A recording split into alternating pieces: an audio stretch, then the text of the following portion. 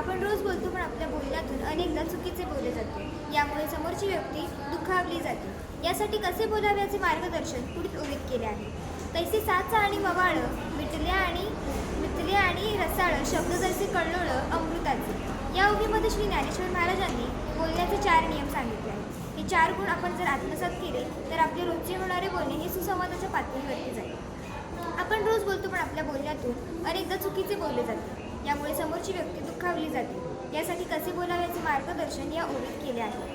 कसे बोलावे याचे 4 नियम पुढीलप्रमाणे. नियम पहिला, साच म्हणजे सत्य आणि खरे बोलणे.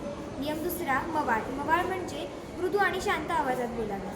नियम तिसरा, मितले म्हणजे प्रमाणात आणि थोडक्यात आपले बोलणे असावे. आणि नियम चौथा, रसाळ म्हणजे रसपूर्ण आणि आनंदाने आपण बोलावे.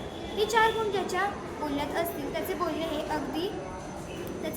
अगदी अमृताचे कल्लोळच आहे, असे माऊली म्हणतात. धन्यवाद.